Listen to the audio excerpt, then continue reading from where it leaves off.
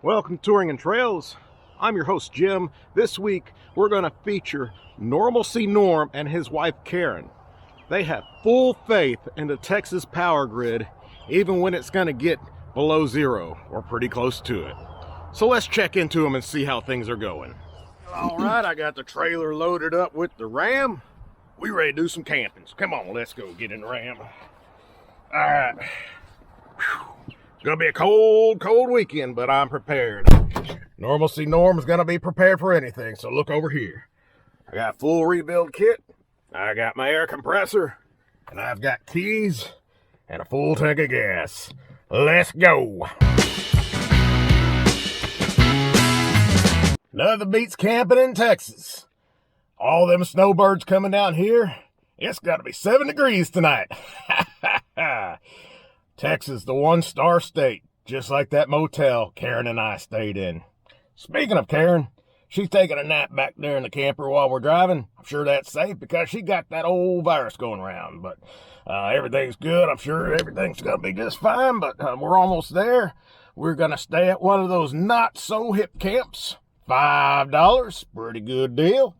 And the only requirement they said is make sure your rabies are up to date. I don't know what that means, but I got to turn down this dirt road here. Oh, everything's falling apart. All right, let's just take a little look behind, make sure everything's fine with Karen on this old rough road. All right. Well, I think I lost a trailer somewhere along the way. Uh-oh. Norm and Karen have now made it safely to their campsite. But they're going to find out there can be some specific challenges with the Texas power grid in very cold weather. So let's see how they're doing. Yes, sir, that mighty Ram never lets me down. Now that I got it unhitched, got that trailer all set up, it's time to get some Texas power going. First thing I'm going to do is look at my Texas power handbook. All right, step 1. Plug it in, plug it in. So let's plug it in.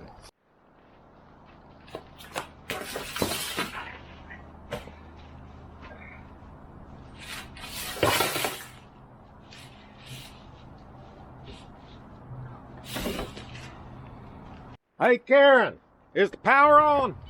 No. Oh, let's check the manual. All right, step 2.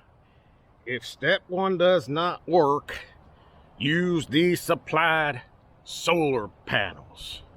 Well, that's a great idea. Let's go.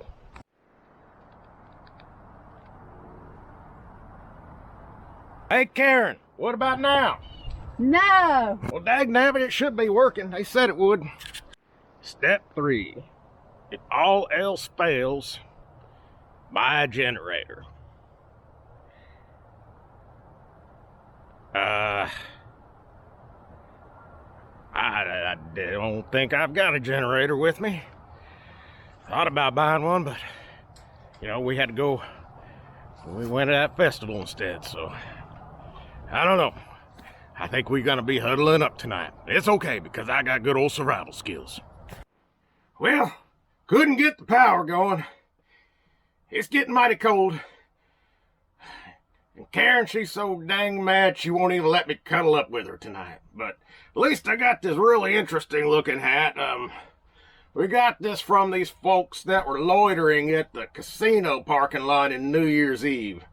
They're a little strange, but kind enough as they were. But anyhow, I'd get the propane going in here, but I forgot to fill those tanks. Just didn't even cross my mind.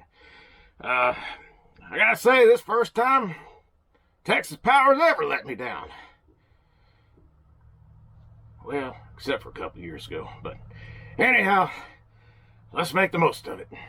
Well, at this point, Norm and Karen have a big problem on their hands. Completely unprepared for camping in frigid weather. It's Texas, it's not Alaska, but hey, it's gotten down to zero. It stayed below freezing for a week before, and the power did fail. So yes, it can happen. And if you've gone through it once, you prepare for it to never happen again.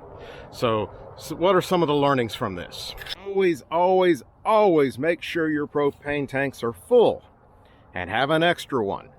And then even around the house, you should have an extra tank. If you have a barbecue grill, there's an extra tank right there. It's better even keep another tank on hand.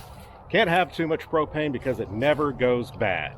I also suggest having a gas generator, or better yet, a dual fuel generator. Something that's going to run off of gas and propane in case the gas portion's not working properly, or if you run out of gas, or if your gas goes bad, or if you need your gas for your vehicle to drive around in. Always have an alternative source of power. 2 is 1, 1 is none.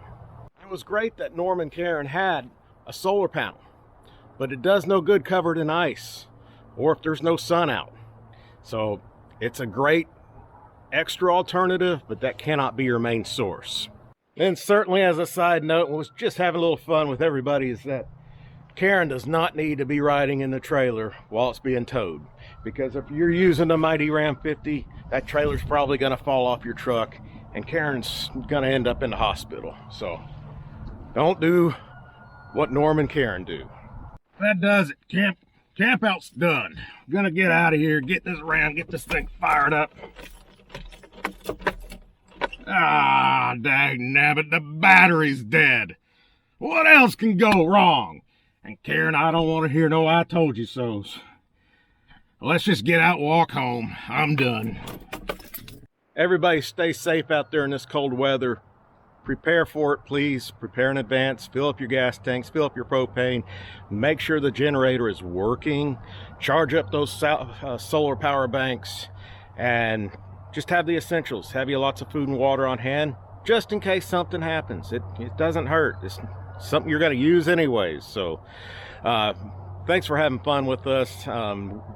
This is the end of our illness. We're back camping next week. Appreciate you playing along with us. Give us a thumbs up, like, share, subscribe. Hey, we're going to see you down the road.